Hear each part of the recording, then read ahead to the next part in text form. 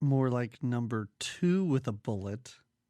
Jamie? Yeah. Let's go watch number 1 with a bullet.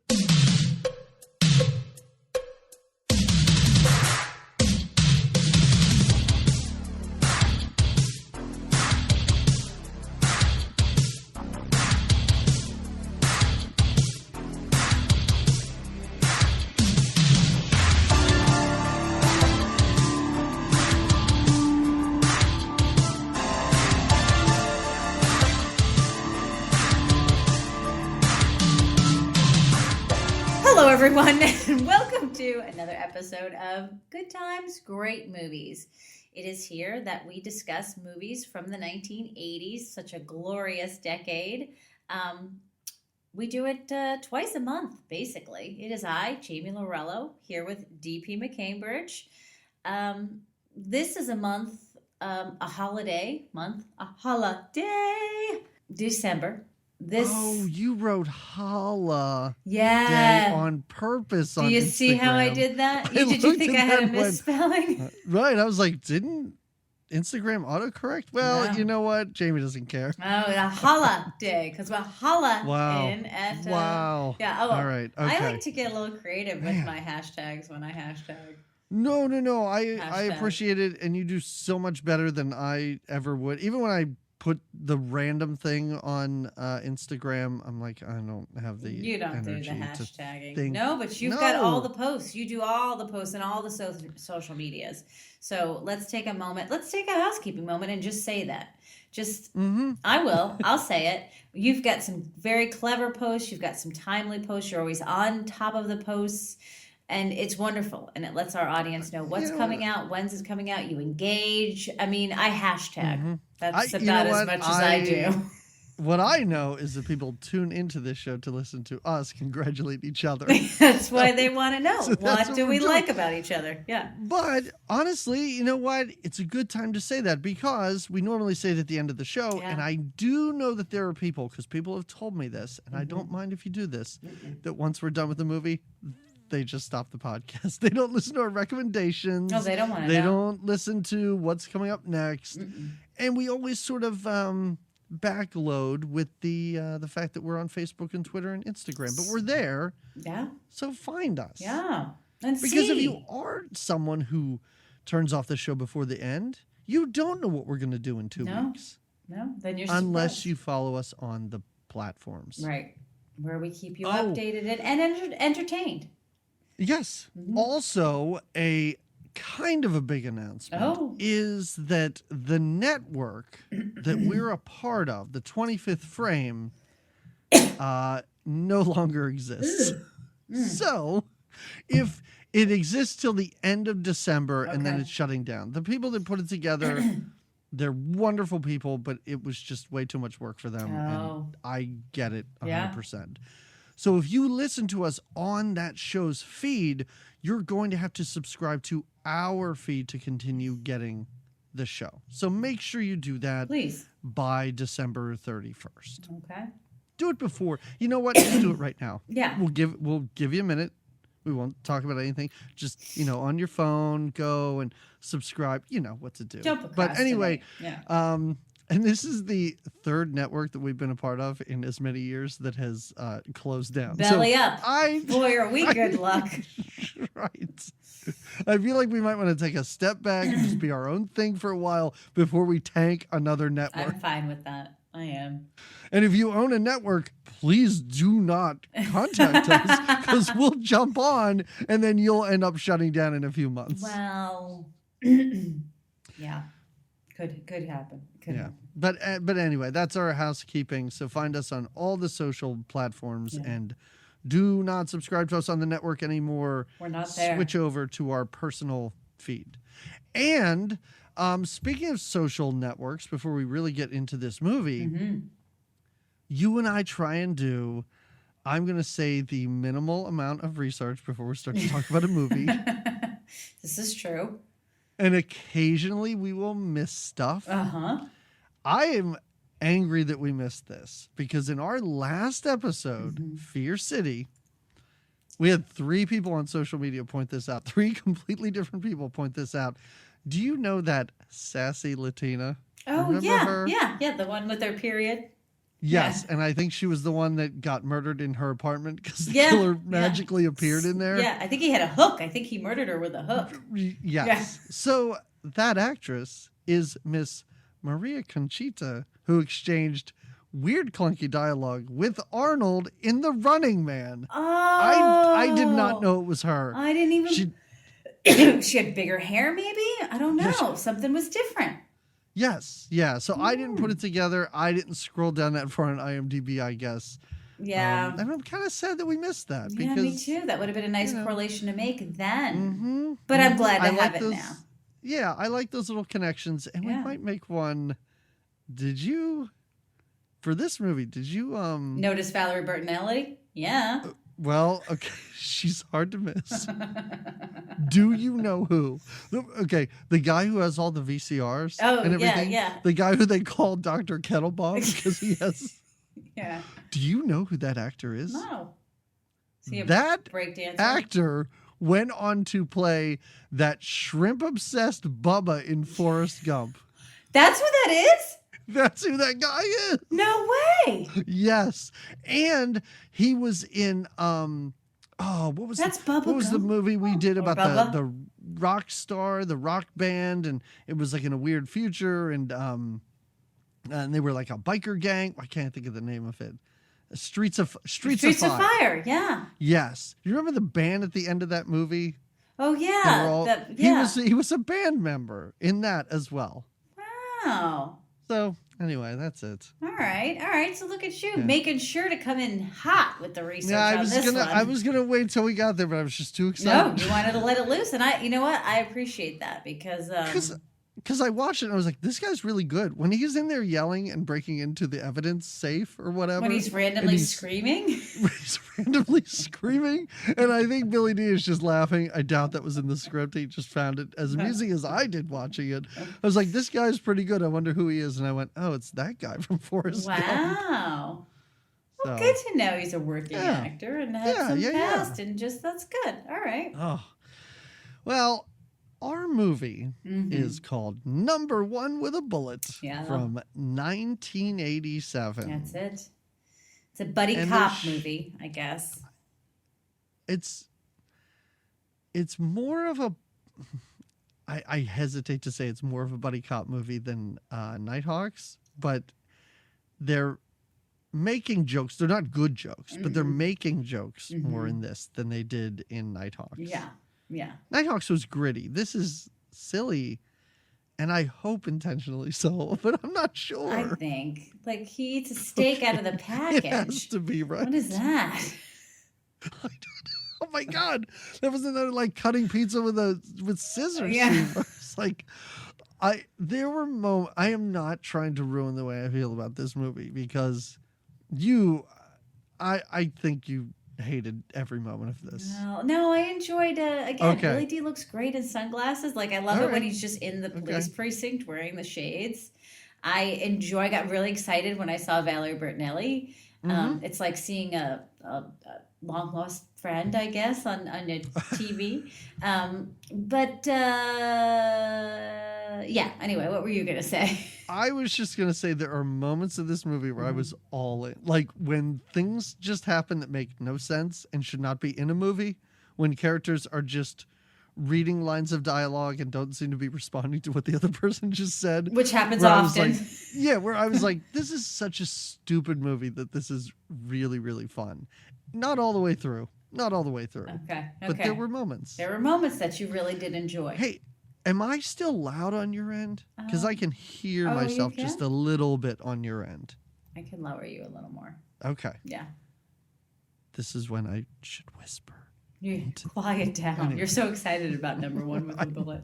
I am so excited. So we should have been tipped off that we're in for a problematic movie when the Canon logo comes up on screen at the beginning. That's when I was like, oh no, wait. It's this a is Nick gonna be Cannon really bad. film. What? It's a Nick.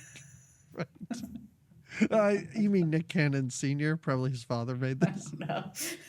No, yeah, we've done many a Canon movie. Those Breakin' movies were both Canon All right. joints. Mhm. I can't think of anything else we did, but anyway, they're known for just terrible 80s garbage. So This fits that what do you bill. expect? I mean, we could jump right into it though. Where our other Billy D movie, it took us a couple of at least 15 to 20 minutes before we saw Billy D. Billy D is just playing the trumpet in a jazzy. Is it the trumpet? Yeah. It's the trumpet. Yeah. In a jazzy club.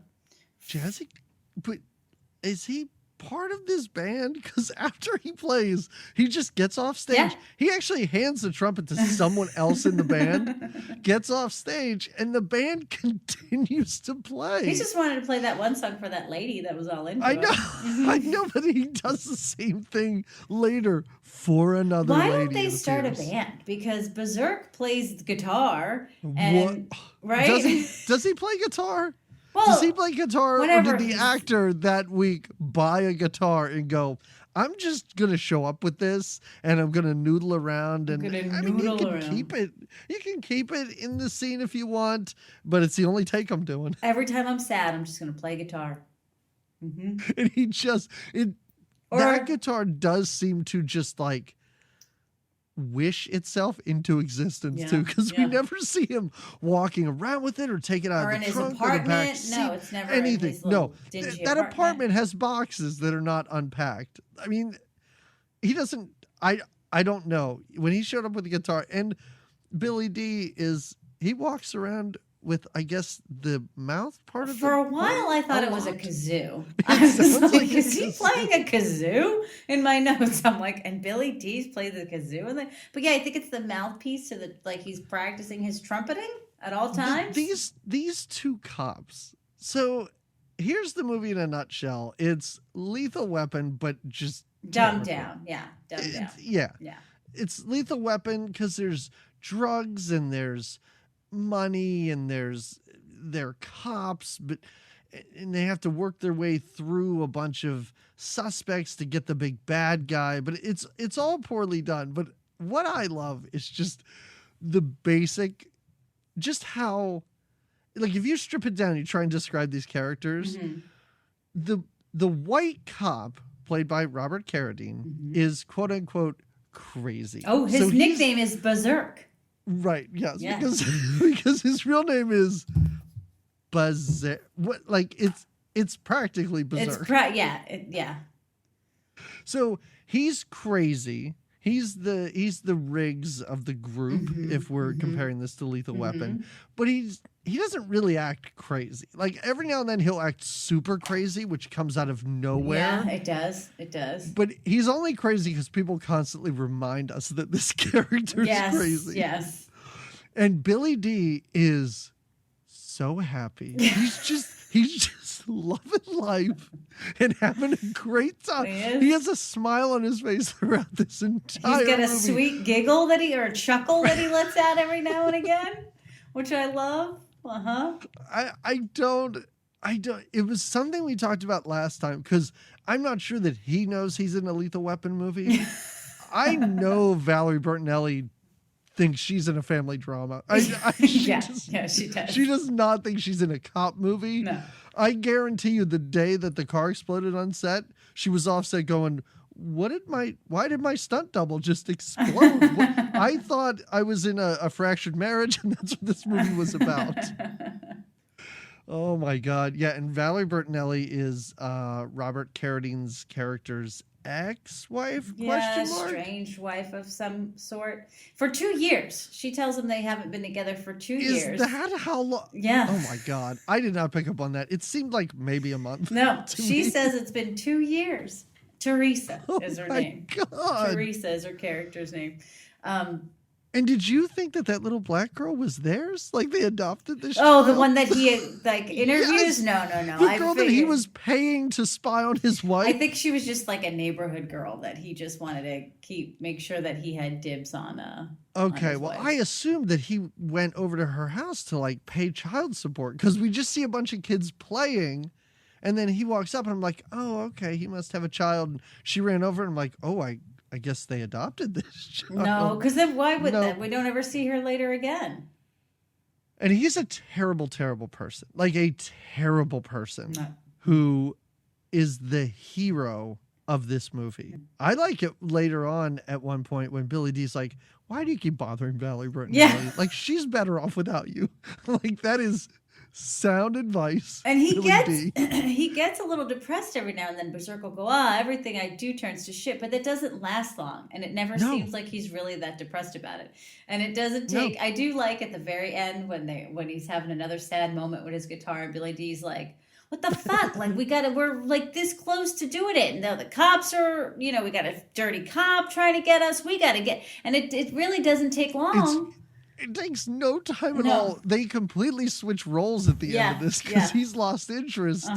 And Billy D basically walks on set to go, we need to wrap this movie up, man. Come on, let's go. It's the third act. Yeah. We got to get these guys, huh? We got to come out on top. Let's do it. It's crazy. So Billy D, like we said, he plays trumpet. Then he just like wanders off stage and sits down with some lady. He's always with different ladies. He's always with ladies the weirdest of all lady sorts is of the lady. ethnicities. Yes, the weirdest one is the one that's wearing when they after their flight. Wherever they fly to, the lady that's wearing the caveman outfit. Who's that?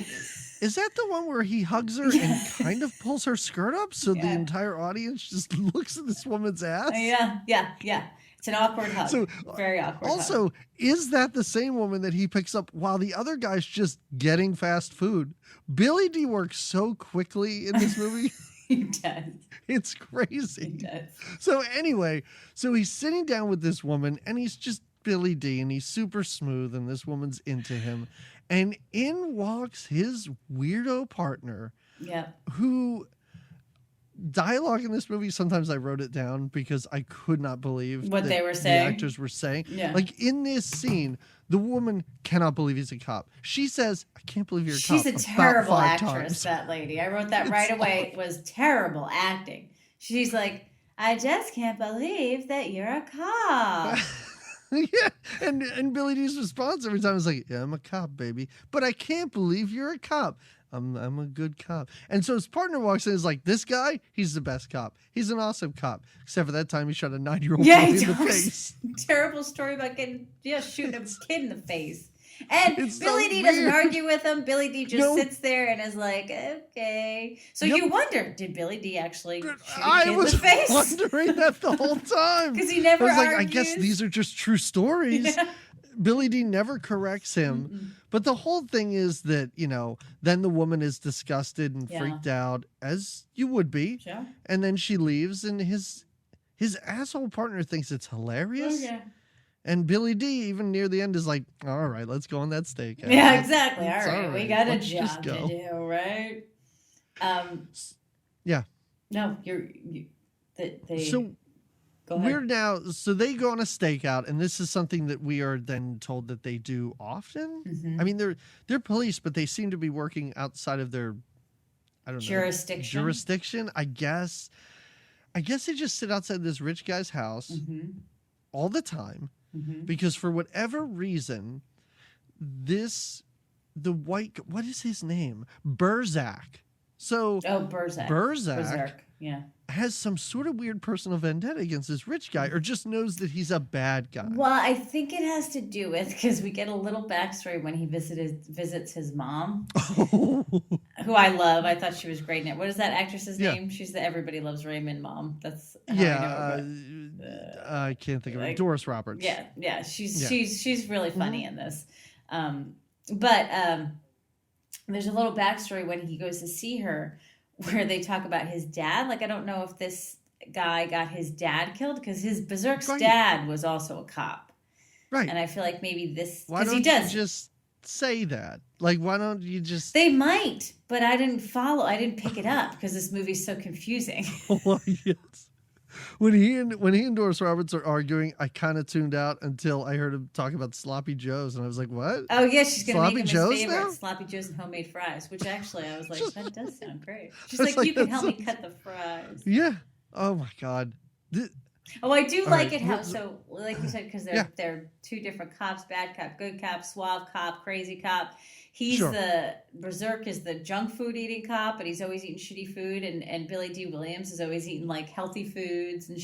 shakes and like sushi and Mm-hmm. meditates He's and just eating yogurt, yeah, and the other guys, I guess, just eating jalapenos and French fries. yeah, Yeah, it's they're a regular odd couple. sure are. So we see the big bad guy, the main villain of this movie, Mm-hmm. and he's playing night tennis with some woman. Is this the same woman that is just throughout? Later, yeah, I think it's like his go-to little lady. Okay, all right, okay, yeah. Later on, when she's just dressed the way she is, and suddenly is like the third cop in this movie Yeah. for about 5 minutes. She's helping, yeah. It's like, what is happening Uh-huh. here? She gladly is like, oh yeah, he's right in here. Yeah, I'll open the door. He's sleeping. Jump up on the bed, shoot him in the face. I don't Get care. the gun out, whatever, right. We now get a little bit of backstory as we talked about Burzak Mm-hmm. and his ex, played by Valerie Bertinelli. She spends most of her time in a house in this movie. She Yeah. gets a out. little bit of time in a hospital bed. Yeah, right. She gets out to be blown up and then is in the hospital Yeah. at the end of this. Mm-hmm.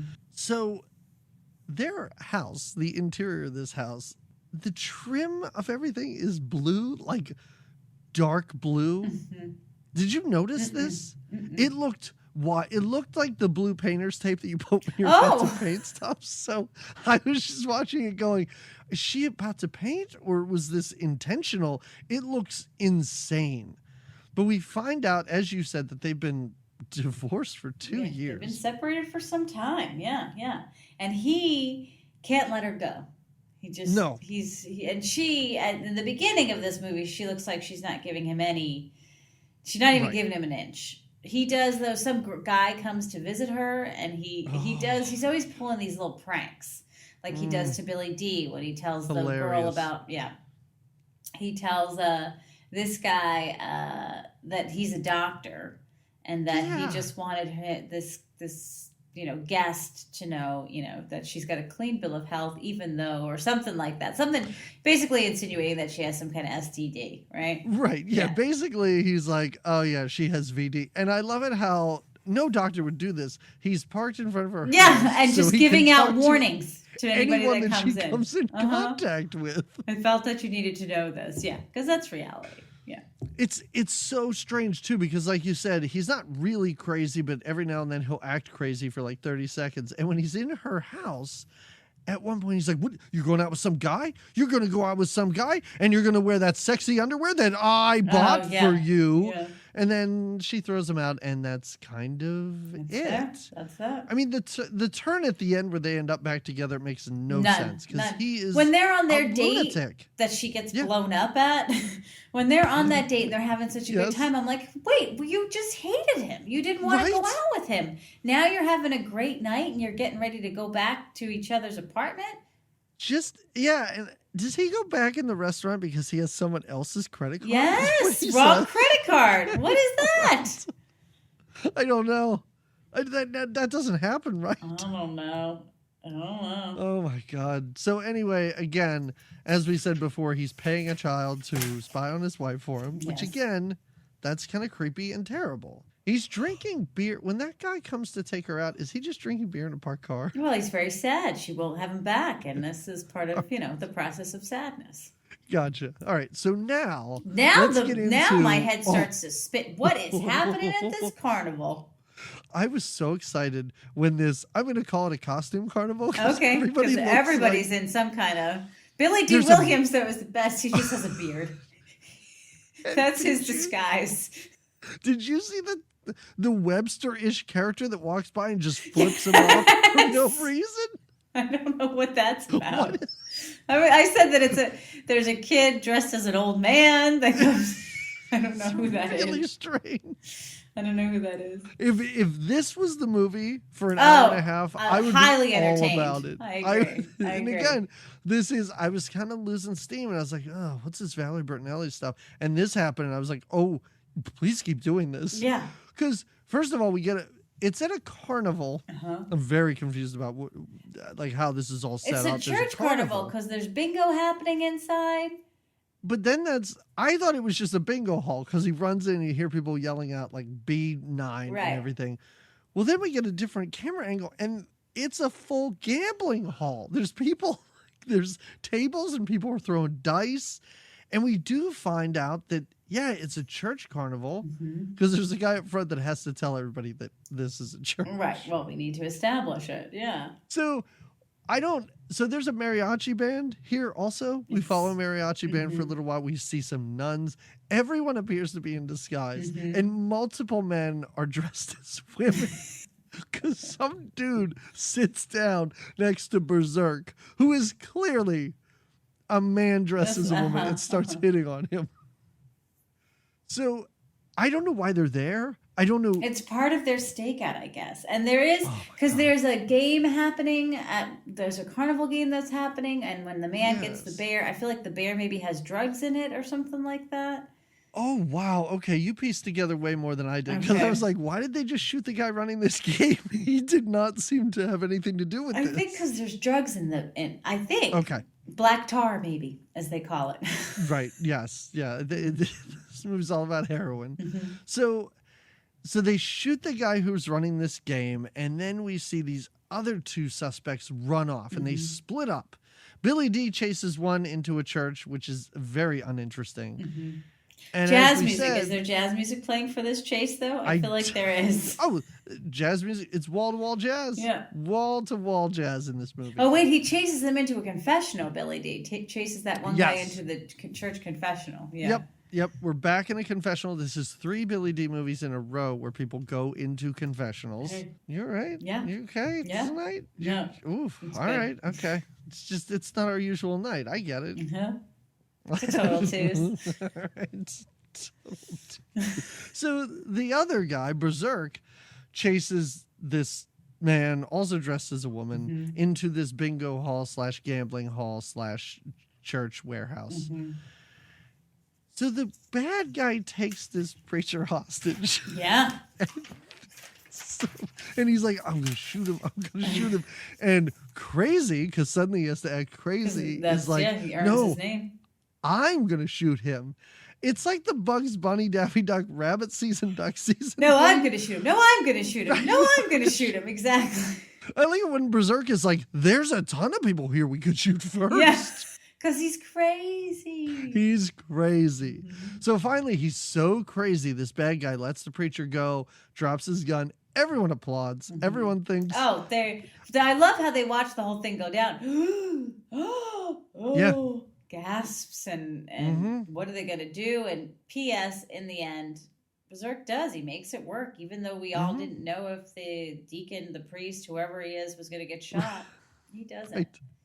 Do you think that everybody thinks that this is just a play that suddenly happened? Part of it. Well, yeah, if they're all just in watching costume, this, like, oh my God, look at these guys. Look at this. This look is at a crazy carnival this year. The church really went all out. It's insane. I love it. Little cosplay. So, all right. I don't know. So then we find out that Peter Graves is their boss. Yeah. Like, Peter Graves is in this movie. He's not really their boss. He's like the main guy, let's call him. The main guy. Their boss is this overweight the tubby guy who's always, he's always got their best interest in mind. Peter Graves is like, oh, you shouldn't have shot at that carnival and all that. Right. And the chubbier guy's like, hey, these guys are great cops. I'm as great as they are. Right? Peter Graves, aren't you the villain? Not sure. I could just talk about Peter Graves for hours. I love it. I do like how so Peter Graves is really mad that they're all obsessed, or at least Crazy's obsessed with this prominent figure in the community. He even says he's chairman of the United Fund, which sounds like a fake charity. Totally made up. The United, not United Children's Fund, not United, just the United Fund. Yeah. It reminds me there's like a Simpsons gag where the writers are sitting around going, I don't know, come up with something like the United Fund, but not as stupid. And all these writers were probably like, I don't know, United Fund, does that sound good? Let's use it. Yeah. What does it matter? Nothing else in this movie really right. makes sense. Why does that have to? Right. But now we're treated to, again, after this costume carnival, I am still on board with this movie at this point because now we go back to his bachelor pad. That's right. We see the bachelor life. So he goes to the fridge. I didn't quite see what he got first, but I did see that he was holding a bottle of Worcester sauce. Yep. And I was like, is he going to drink this? If he drinks this, I am so excited right now. How crazy and he is does he? something even weirder. No, he takes it's a raw steak, right? Yes. And he just right out of the package just opens it up, and it's like he sprinkles the sauce on it and just starts eating it. Just eats it like with his hands. Yes. Gross. He cuts a strip of raw meat and eats it. The whole time also we're listening to Doris Roberts on his leaving him machine. These answering machine messages, which I like because she leaves him a series of messages, and at the end, what does she say? You know I'm not well. She doesn't. That's how the movie ends too. P.S. Yeah. Is her leaving messages. Oh, it comes full circle, everybody. It does. But it's wild because that's this entire scene. Yeah, him listening to messages and eating raw steak. Yeah. That's it. And also now we start to establish something with Billy Dee's character, which never comes back because they are how afraid he is of flying. Yes. They are to fly to somewhere where Doris Roberts lives. They take a private jet. It's a very small airplane. To get a suspect and bring him back for who cares? It doesn't matter. But Billy Dee's whole thing where he's afraid to fly. And he has one of those little pocket recorders where he listens to like a self-help tape. Yeah, that tells him that his flying is okay and he'll be okay. Everything's all right. Oh, he talks about flying so much in these next 3 minutes of the movie where I was like, I can't wait when this comes back. It never does. No, they don't take any other flights. No. And I wanted to see, because when they get to this place, I think Billy Dee, something like Berserk is like, oh, my mom, and Billy Dee says, oh yeah, I called your mom, or something like that. Like, I wanted to see their relationship a little more. Like, when Berserk goes back home to hang out with his mom for a little bit, Billy Dee's not even, well, Billy Dee's busy with a lady, I guess, is what we come to find out. But he's not there. No. It's so weird, because Doris Roberts is even like, oh yeah, your partner, give him my best. I'm like, didn't you just talk to him on the phone? Yeah, didn't he arrange this whole, that we're all hanging out? But then he's not, like, I wanted them to all have dinner together. And her to be falling all over Billy Dee because he's the, such a sensible one, like. Right. I don't know. Exactly. Yes. For as bad as your movie is, you paid Billy Dee to be here and you are using him. You've also paid Doris Roberts, so use her more than you are. Put them together. Doris Roberts, there is a scene where she is asleep on a couch through the entire scene. She doesn't wake up at any point, doesn't say a word. It's baffling that she's not used more in this movie. So they go to get this guy out of prison and they can't get him that day or whatever. So it's a whole excuse for Berserk to go and visit his mother. Right. And this is, we talked about before how, his mother even says that he's a piece of garbage. And that Teresa's better without him. Yeah, Valerie Bertinelli's better without you. Yeah. I like it when she goes, I'm going to give you a 9er. And all that means is 9 kisses in a row on your cheek. So cute. It is so cute. She's always telling him I love you and calling him honey. And she makes him a I like it when she tells him that he should sweet. become a lawyer. Like, it might be a little late for a career change. Oh, but that's only because she's severe. Sensitive. That's when we get the backstory about that his father was a cop. Yes. Yeah. And again, that goes nowhere because then he There's gets no all angry extra or crazy. flashbacks with that. No. There's no side Nope. story. Not even where the guy says, I got away from your dad and I'll get away from you too. No. Right. Yeah. Yes. Or I killed your dad. Or at the end, why isn't there dialogue where he's like, I'll bet your mom never told you how your dad died. Right. Just do that. Something. And the ending the final fight is so anticlimactic. so I mean, weak. it is. None of the action scenes in this movie are very good. Most of them are just very slow. And, Yeah. I mean, they're like driving around semi cabs at one point. Like that's a car chase. Oh yeah. How about that one? Billy D's they're being all- chased by a truck. They're all. And the non-look of concern on his face through the whole thing is great. He gets rammed by a semi, And he's like, well, what and he's the? like, "Oh, that guy seems a little angry." Yeah. All right, okay. Why don't you blow on that kazoo some more as you drive around Right. at a modest pace? But all of those quote-unquote action scenes are better than the end of this movie. Yes. Well, the real action scene, if you could call it that, is when they finally do now leave. They get this. Somehow they get this guy to come with them on the plane. And he's with It's them. like a witness transport. Like Yes. they're taking him back to testify or Right. to give. Because the whole thing is the crazy man wants everybody to tell him that this rich guy's responsible for all of this stuff. Right. He wants them to. Right. And nobody will do it. Mm-hmm. Also, this movie is just hitmen murdering other hitmen. Just, and giving, well, and then some drug addicts giving out some information. Oh, yeah. That drug addict is giving the performance of his lifetime. Yeah, yes. That guy, again, doesn't know what movie he's No. in. He's like, No. oh, yeah, I saw Lethal Weapon. This is probably a really serious part of this movie, right?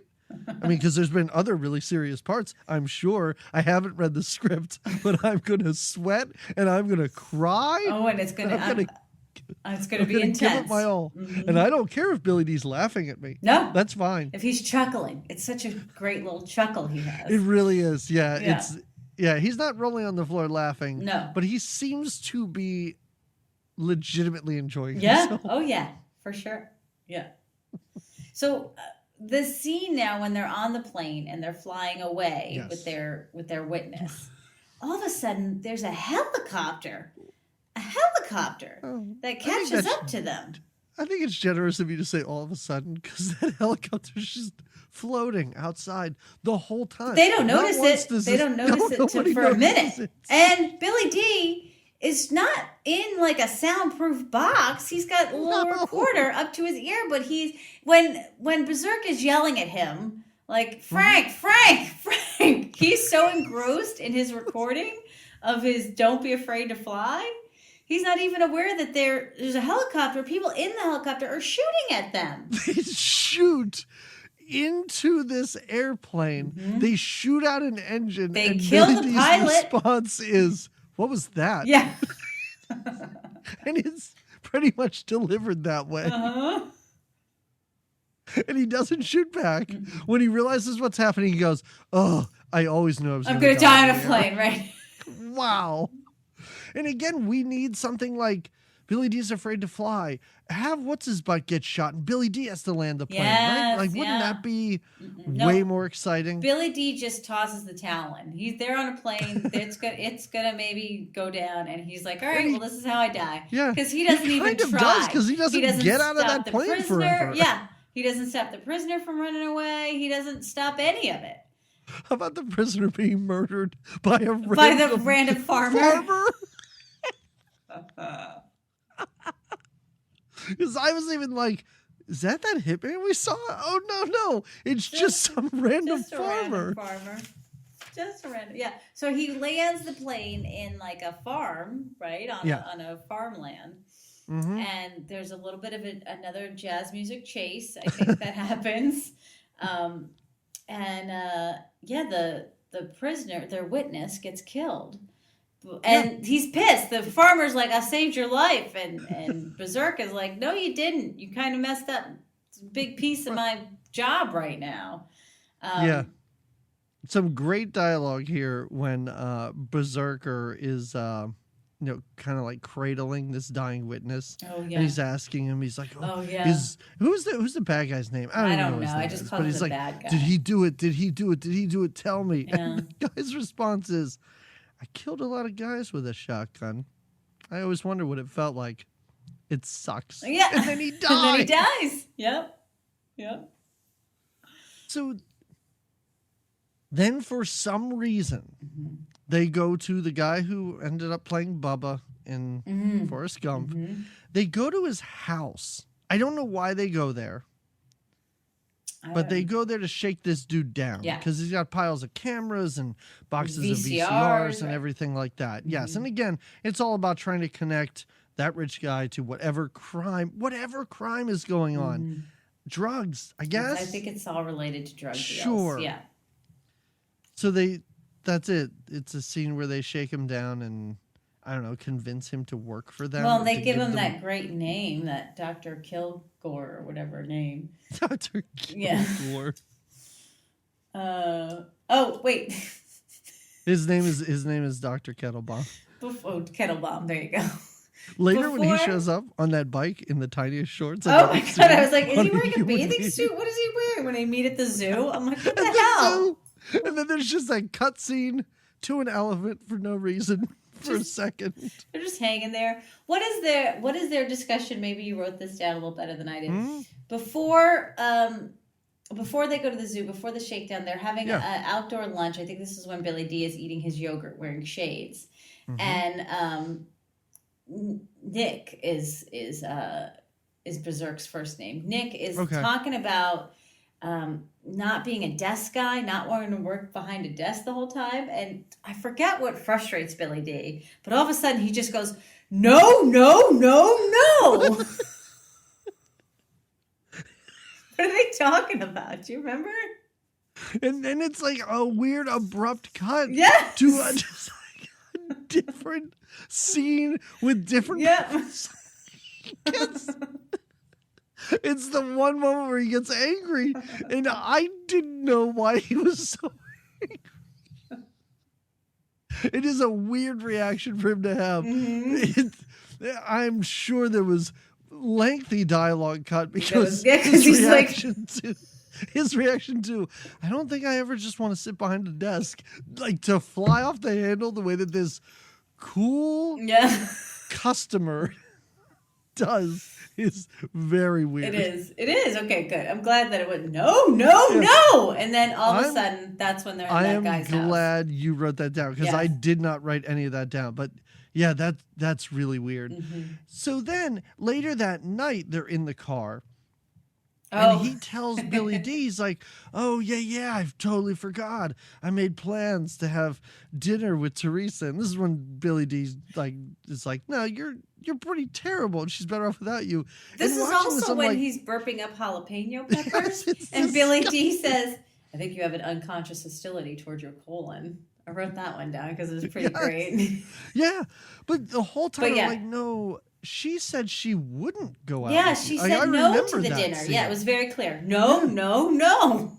Wasn't that clear. But yeah. So Billy D drops him off at a scuzzy alley. Oh, somewhere. yeah. What is this? What is this? What? Is this alley like in that nice residential neighborhood? Yeah, so he goes down this alleyway, and what is happening? I want to say it's a drug deal, but it looks like a very shady sexual drug deal. It's clearly a drug deal. These characters are not interacting in the way that anyone would in this situation or any situation for that matter. No, it's very strange. And why he walks down this alleyway, but he does, and he beats up the two guys making the drug deal, but then he realized the one guy is a high school friend of his. It is so strange. It's so weird. And again, no follow-up there except he mentions it to Valerie Bertinelli. But he because he appears, he comes to her house all bloody. Yeah. And she's like, what happened? He's like, I was beating the fucking shit out of this dude, man. I almost killed him. I went to high school with him. And I'm like, that is not how that went down. Yeah. You apologized profusely to this guy and let him go and also let that drug dealer go. Yeah. And even the drug dealer's like, yeah, I'm new in town. I heard about you. Yeah. No, you didn't. No. This guy doesn't have that kind of reputation. According to the streets, he does. He does. Yeah. So she doesn't I ain't afraid of no jive-ass cop like you. That's what they tell him. Jive-ass cop. But again, that's the same drug addict who comes back later, and he's chewing the scenery when he's there. Oh, yeah. Yeah. So Valerie Bertinelli opens the door, and she's like, no, I did not agree to have dinner with you, but you're really cut up, so come on in. Yeah. Yeah. Okay. Let's talk about your bloody shirt. Yeah, right, exactly. And then we have another cut to a scene which makes no sense. This hitman, he's somewhere with his henchman who looks like a clown. Oh. Did you notice this guy?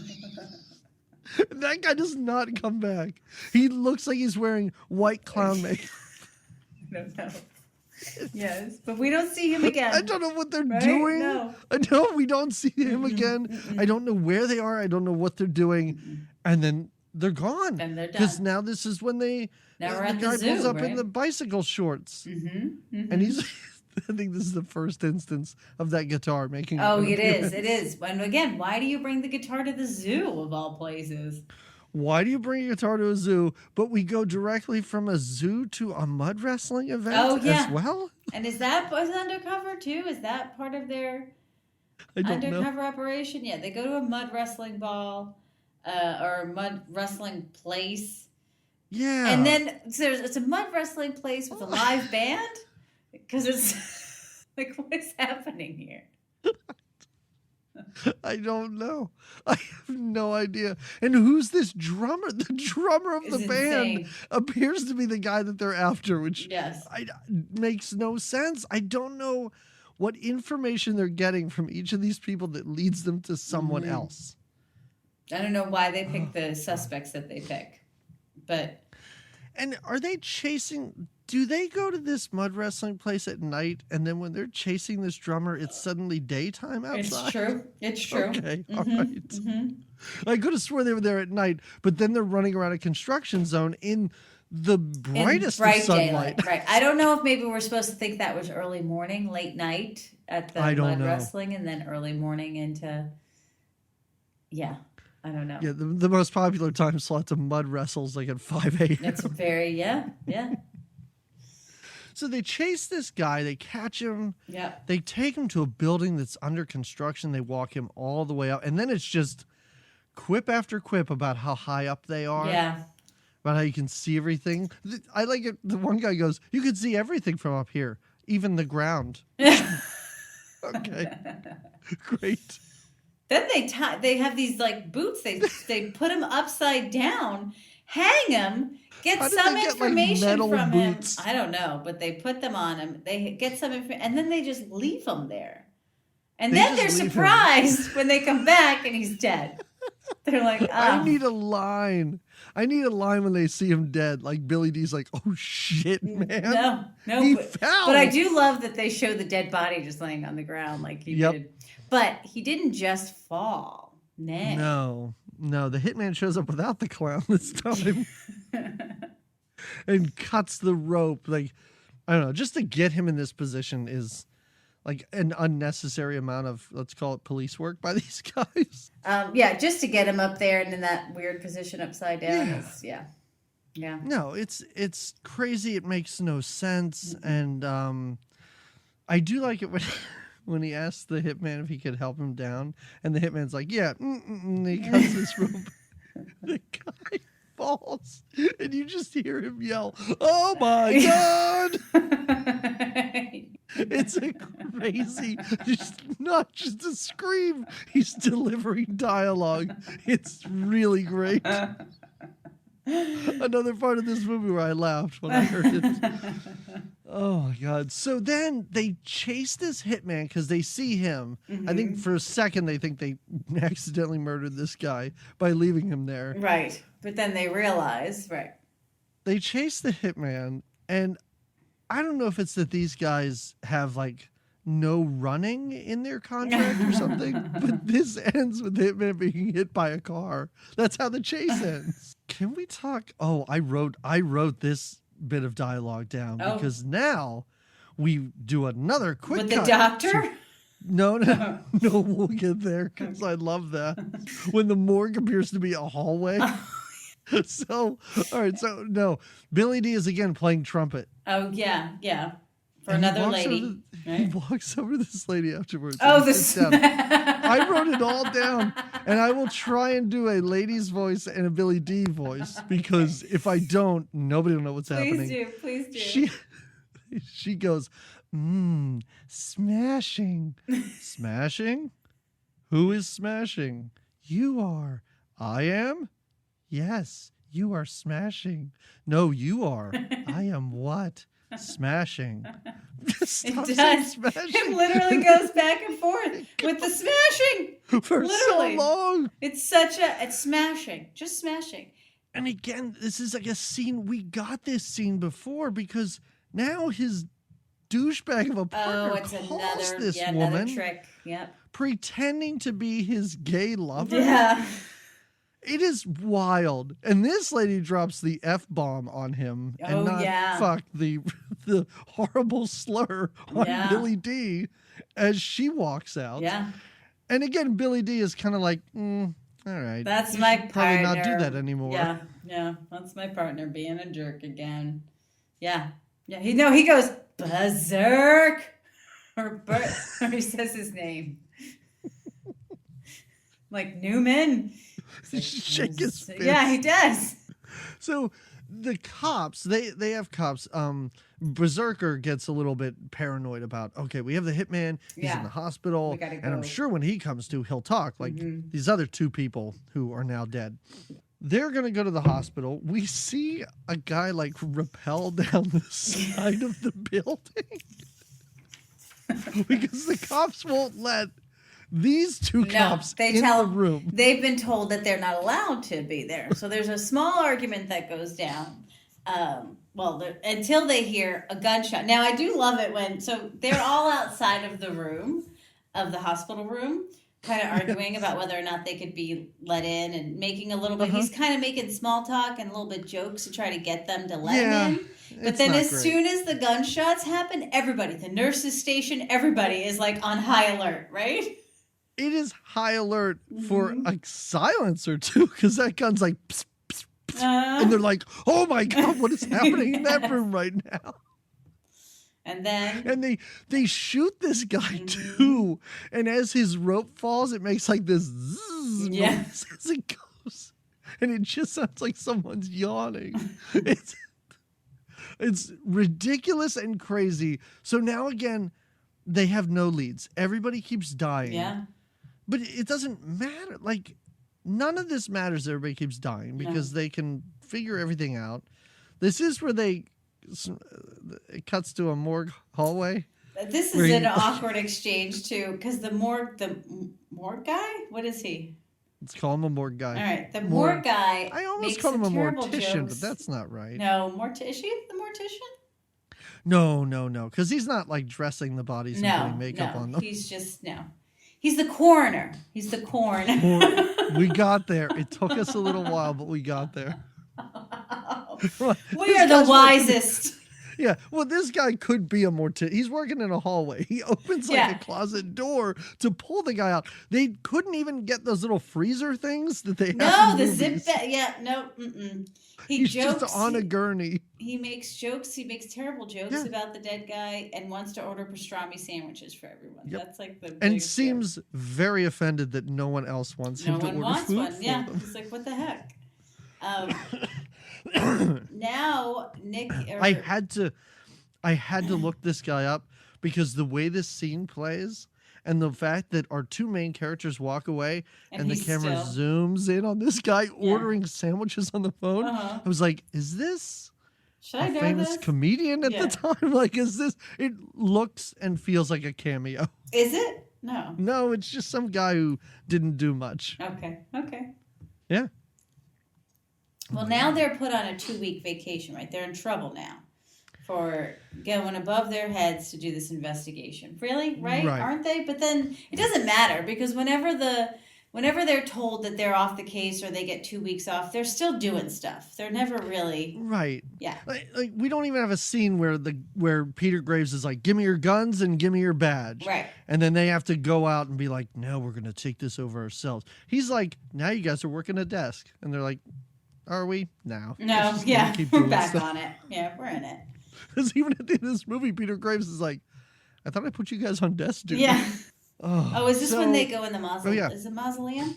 Are we right about that? Do we Wow. know death terms well? Wow. I do not know what this place is. Later they call it like a closed down factory. I swore it was a church. What? I swore it was like an old abandoned church. Where the one guy's, where they get that one drug dealer guy? Yeah, because they randomly somehow got a drug dealer now and they tie him to a Malcolm. fireplace. Yeah. Yeah. Oh, and this is the guy that says the titular line. I knew you would like it. Yeah, because he says that they're everybody's gonna kill them. Yeah. You know, they're at the top of the kill list. They're number one with a bullet. Mm-hmm. I'm sure he also says "man" a lot when he's saying. Yeah, he does. Man. Yeah. Well, he's strung out, you know. Pretty Yeah, strung but out. this is the guy who is acting in a completely different movie Yeah. because he's He's in Basketball Diaries, and he's going for it. Oh, is he really? no, Wait, hold no, on. I'm saying he's acting like he all is. right. I was going to say, boy, this guy's really been typecast. Probably although in Basketball Diaries, he'd be old enough. He could be a teacher in Basketball Diaries. He could. So, yeah, this guy, what is it, 10 minutes later? And he is sweating, Mm-hmm. begging for drugs, and immediately just gives up everything they need. Yeah. Yeah. All the information. Oh, yeah, it was that rich guy who you knew did this the whole time. Great. Excellent. Well, and this is when he uses his power of singing. Berserk uses the power of singing and playing the guitar to, quote, torture this strung out addict, right? But it's not really. It's a good way to torture him because, as we talked about, he cannot play the guitar well. So why not? Yeah. You know, if you're Yeah. going to torture him, go right ahead. Because, Yeah. the guitar makes another appearance. Mhm. 2 of 3. 2 of 3. It'll come Yeah, back again, yeah, everybody. We got another, don't worry, we got another one coming up. But yeah, he gives them up. And they promise him drugs. Of course, they're not really going to give him the drugs. They throw the drugs Right. over him. Well, Billy they D tells do him, at first, I hope though, you've which is- learned the lessons. I hope this has taught you a valuable lesson of the perils of narcotic abuse. Yep. Yeah. Billy D trying not to laugh through this Yep. entire scene. Just trying so hard not to laugh at this dialogue and what this other guy is doing here. Uh-huh. So Berserk finally, I guess, I don't know, negged Valerie into having dinner Oh, with him yeah. or something. Oh, then we go to a dojo. Oh, yeah, he's doing a little Tai Chi class, I guess. I'm not sure, right? I did not see Billy D in this scene, and I was like, why are we here? Yeah. Why am I seeing this? I didn't see him until he walked out with his kazoo. And he is playing his kazoo. That's when he's followed by the truck and rear-ended by it. And he goes, this man is serious. That's his reaction. He is chased by 2 semi-cabs Mm-hmm. into a junkyard, almost killed, like so close to being killed. He says, I was crushed. I think he tells them later when they're like, what happened to you? He's like, I was crushed by a car or something like that. Yes. Crushed in a junkyard. Yeah. Well, his car is destroyed, and he straight murders 3 guys Yeah. in this scene, too. All to the backdrop of some sultry jazz music. Oh, of course. I mean, this is the sexiest of car chases. Oh my God. So while this is happening, because his buddy Berserker isn't having it any easier, No. first of all, the restaurant gave him the wrong credit card. But good thing he had a great time on his date, though. They're laughing and getting all Oh. flirty with each other. Also, can we talk about how poorly they rigged this car to explode, these bad guys? Because Yeah. she tries to get into the driver's side. The car explodes on the opposite end. And it's rigged to explode when she opens the door, not when you get in and start No, the car. no. Not guaranteeing that the people who you want to kill are Will be inside the vehicle. Yeah, you're right. You're right. Yeah. And she does get a slight brush burn on her cheek. Yeah, she does. But she's intubated in the hospital for a little while. She has like a tube in her. She is out. She is out to the point where I think Billy D thinks she's dead. Yeah. Because Berserker has to go, oh, no, she'll be fine. Don't worry Yeah, about yeah. it. He's like, is she okay? What's happened? Yeah. So Teresa's in the hospital now. Yep. Oh, Doris that's what Roberts Billy is D's there. like. Two dudes in a semi tried to squash me. That's what he tells them. What happened to your face? 2 dudes tried to squash me. Right. All right. So Doris Roberts is back. I guess Oh, she yeah. flew in that night. This is the scene where Well, she's sleeping. yeah. Just to sleep through the whole scene. And she's sleeping while their boss, the chubby dude, runs in and starts screaming and yelling like, what is happening? What's going on? Also, he's wearing all blue. He's wearing a blue shirt, a blue Blue tie. jacket, Mhm. blue pants. The carpet's blue in this. It's too much. It looks wild. It's reminding you he's a cop. He's all blue. Yes. Yeah. And now for some reason, like this movie starts and stops and starts and stops and And starts we're in a all new different movie places, now. not knowing Why are we what. at the docks? I don't know. Why are we at the docks and why are we We're staying in watch- this limo? That limo. We're watching that limo so carefully. Oh my God, so carefully Mm-hmm. to the point where a truck parks in front of the limo and Berserker goes, oh my God, where'd it go? Oh my God, where's the limo? Come on, move your truck. Move your truck. I need to see that limo. But now, oh my God, it's gone. where did the Oh my limo God. go? The limo is in the truck. When these guys Now, are trying this is to pretty do a great. coke When they deal. have a meeting in the limo, in the truck. So they're in the back of a semi in a the limo's parked in the back of the truck, and there's a chase going on. So there's gunfire. The guys driving this are swerving all over, and these dipshits in the back are trying to do a coke deal. The one guy is dumping all over the floor. Uh-huh.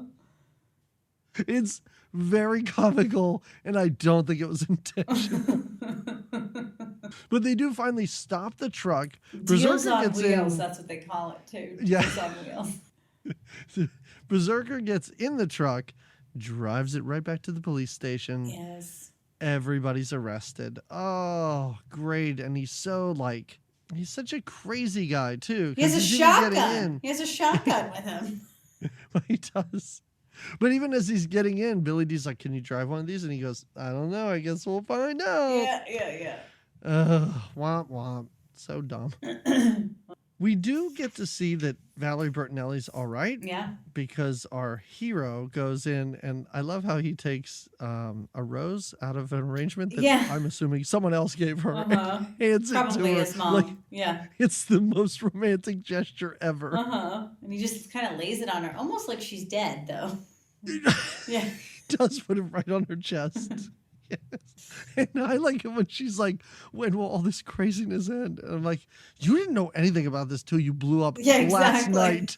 Yeah. Like, this craziness just started for you. Well, I think that's why they're separated, is because his work got so crazy, and she just Just wants think it to end.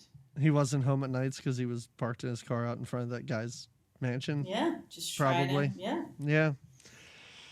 Again, yeah, have Bertinelli be like, oh, you've been so obsessed with this guy ever since he Your murdered dad, father." right? Exactly. Give us that tie-in. Give it to us. We need it. Something. We need it. And we don't see, like, why doesn't Doris Roberts come into the hospital room? Like, why doesn't She's at She the sit hospital, down but with- she's not really in the room, and she's not. I know she doesn't get to interact with Valerie Bertinelli. She doesn't interact with Billy D. Williams. I'm starting to wonder if that was a man dressed as Doris Roberts sleeping on the couch now. Curious. So now he's back at this mansion, though, reciting Oh. poetry into the intercom. Oh my He God. gets in a very bad, like, these are terrible bodyguards, if that's what they're supposed to be. Because Yes. somebody calls the intercom of this mansion. One of the Uh-huh. thugs, Manny, answers the phone or whatever. No, Manny's sent to check the gate. Wow, Somebody's okay. over. Well, I wrote it because I was like, Shout out to shows, Manny. But Manny shows up with a flashlight. There's It's a a big suspicious flashlight. person at the gate, Mhm. and he does Yeah. nothing with the flashlight. And then our guy Berserko sneaks in, gets Manny, and now he goes into the Yeah. house. Oh, and also, he had to have Manny come down and open this gate. Yeah, Did you see how short that wall was? yeah, He could have could have climbed it. easily just jumped And over there's that no wall. like barking dogs or anything No. like that. No real No barbed wire. security. No. Not even like metal spikes on the No. top of the wall. Just do something, anything. And then he walks in, and like you said, there's two bodyguards who appear to be the worst bodyguards. Terrible. They're terrible. And then there's just the lady in lingerie. Lady in lingerie who handcuffs the other guy to a work of art, just a statue. Yeah. And then And leads then- him into, like you said, where the other leads him guy's into asleep. the main bad guy's bedroom, Mhm. where he jumps on the bed. The other guy, he's sleeping with his legs splayed wide. Oh, I don't yeah. know if you Comfy. noticed this. He must It have was a been just perfect- laid proper, I'm guessing. I'm Yep. not sure, yeah. He couldn't close his legs. It does give this crazy man a chance to jump up and point a gun at him. Yes. The But bad guy basically says, "You won't kill me," and he goes, "Have a nice day." yeah. Wishes him a nice day, and then just leaves. Yeah. Then we do get a little, I guess they got in trouble for that because it was like breaking and entering. Mhm. But why is it breaking and entering? Oh, because he's a drug dealer, but he's not they can't prove it yet? Right. They Okay. can't prove it because I don't know. The guy who told them about this was the crazy drug addict, so I don't know, maybe because they just let that guy go. I don't know. I don't know, because what are they doing? What is this plan? Why is Doris Roberts there? Oh, Why- now Doris Roberts is in on it. She's Ugh. she's so excited to help, and is she distracting? Is that what she's doing? She's there to distract the police, the one that's police all officer. I can assume. So they could now. all I Where do can they bring the other dude? They bring him into a room. They make him. So they bring Bubba Gump or Bubba. Yeah. Let's Yeah. call him Bubba Gump. Bubba That's Gump. cool. They Yeah. bring. I like They've to got think him that those again. two characters may have gotten married if he didn't die in It'd that be movie. great. They would have. They bring him in to this police station, and they have him. He knows how to open this lock, this vault, that's filled with drugs, Yeah. right, and confiscated, Yeah. I guess, stuff. Yeah, they bring. What? Yeah, you're right. 'Cause, I mean, it's like an evidence locker, Right. basically. But they have to take him into like the evidence locker waiting room, and he can break in, but they have to make it seem like they're roughing him up. So they tell him to scream every now and then. Why does he scream like a girl? Like, why is that his go-to high, shrill scream? It is such a weird choice, but it's funny. It's funny. Billy D thinks it's funny. We see again with the chuckle. He's just like, Yes. And after they steal a briefcase full of cash, they walk out and tell the guy at the desk, "We just let him off with a warning." I yeah. wanted that guy to be like, "Why was he screaming?" What like was the that?" screaming about? Yeah, And that's it. First of all, Doris Roberts out of the movie. Done. done. We're finished. Well, except We'll for hear the you voice later. message. Yeah, Yeah. yeah. And also Bubba Gump out of the movie. Yeah. He's done as No well. more. Yeah.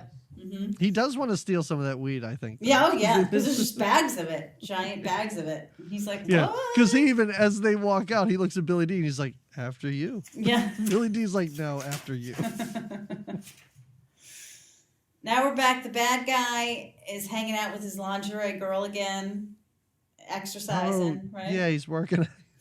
He's working out. Yep. He gets a call. He gets a call from one of the guys that was caught in the limo in the back of the truck. And the guy's like, "Hey, go to this place. Go to this abandoned whatever that place is where they had the druggie." Oh yeah, the abandoned Earlier. fitness center. Yeah. Yeah, they call it a fitness center. Yeah. It looks like an old Spanish church. Yes. So he says, "Do you know where that is? Come here." And he's like, "All right, great. Let's do this." And then we see that he calls a cop, some cop, and says, "Hey, this drug deal that you're part of and you've been helping me out with is going down. Come to this old Spanish church." Mm-hmm. So the drug meetup happens. Yes. And out of this, first of all, Peter Graves wanders in. I'm like, how did...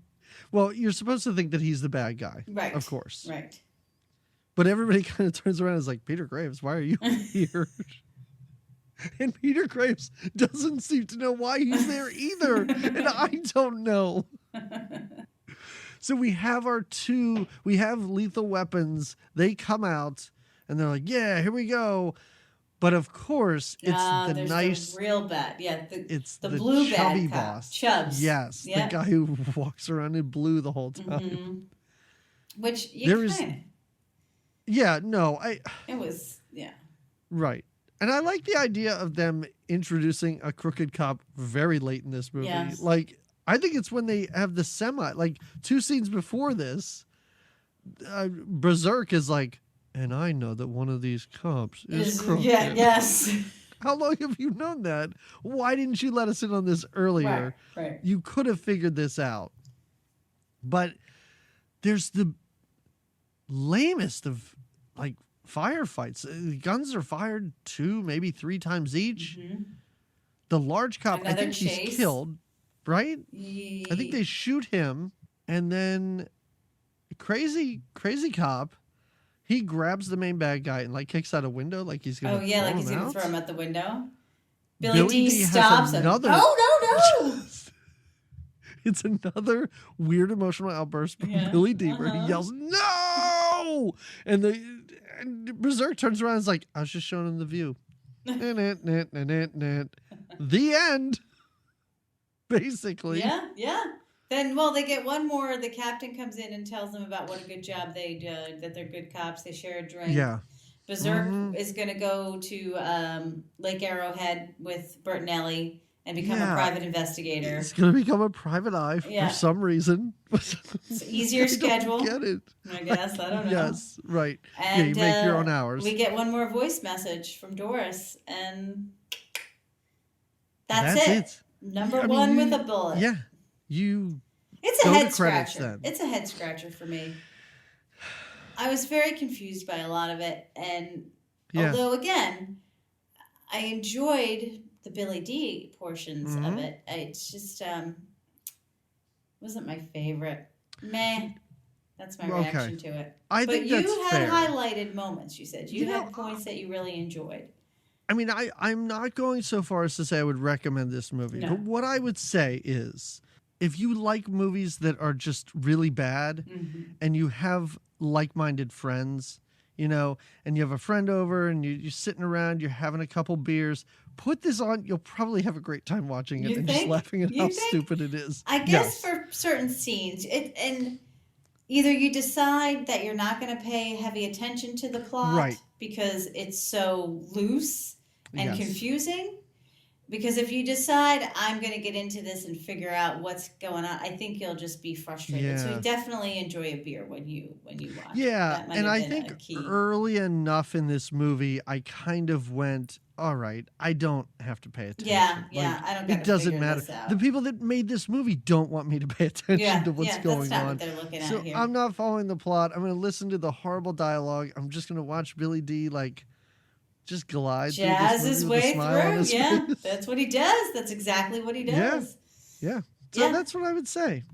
I don't know. Okay.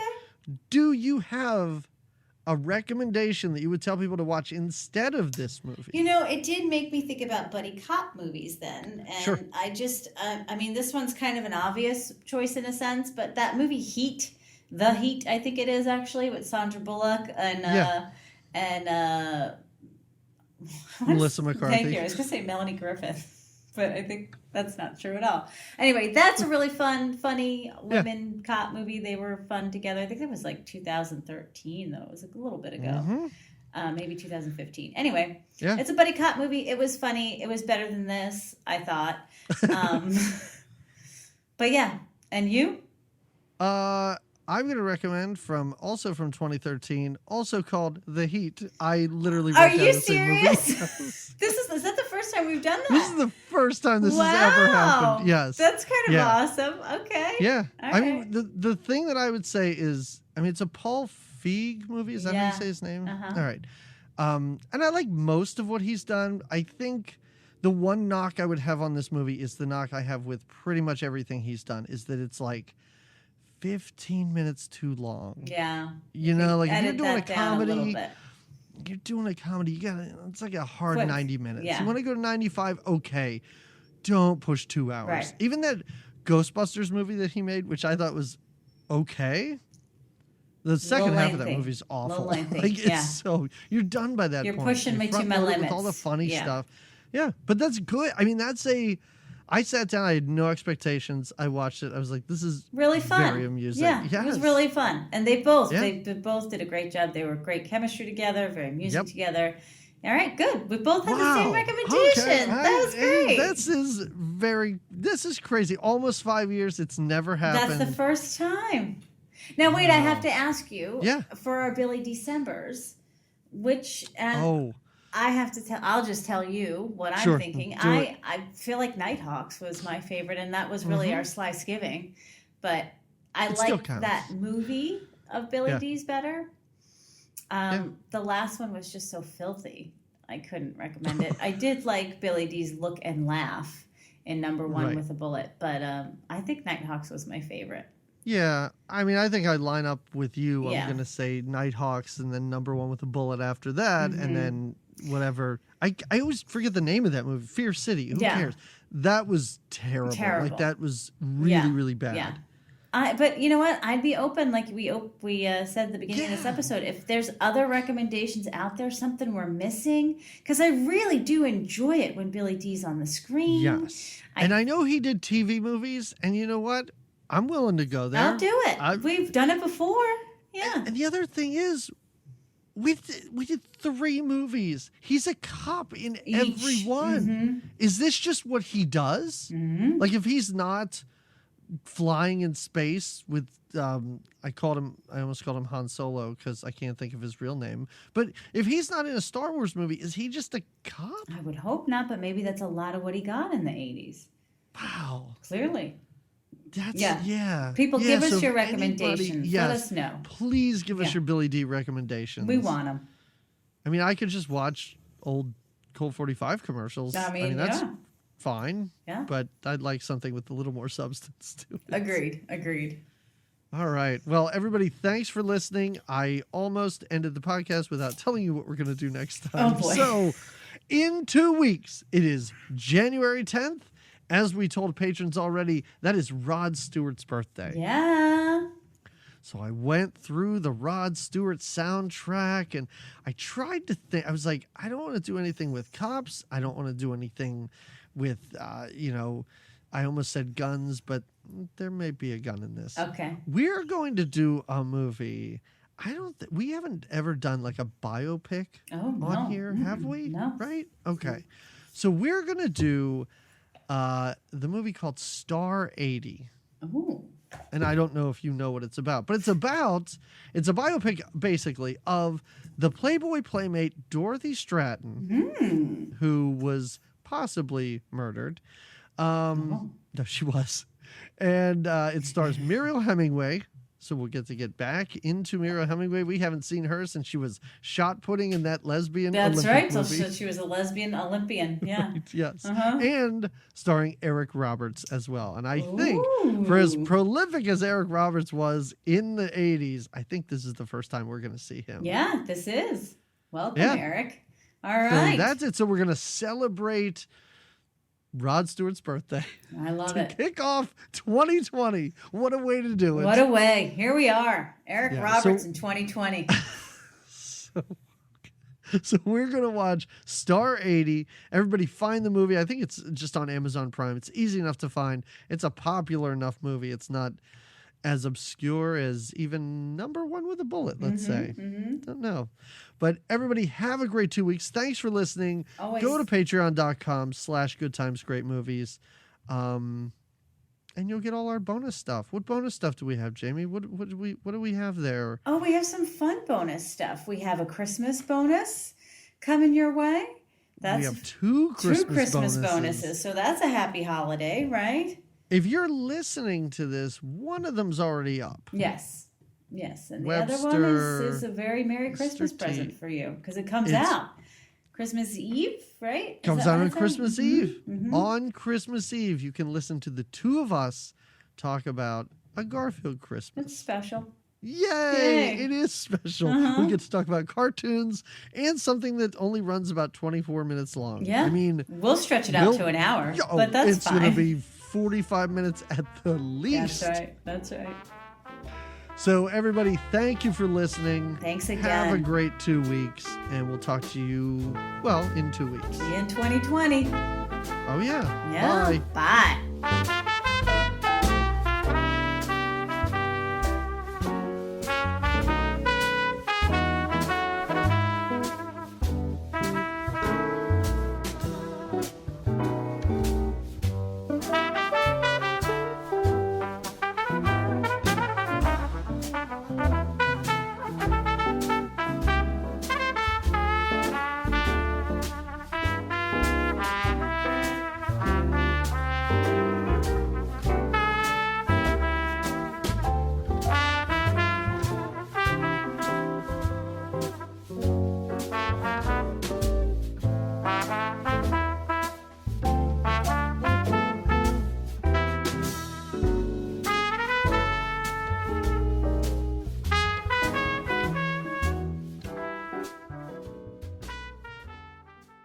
gonna fall off. Technically, you'll be throwing down.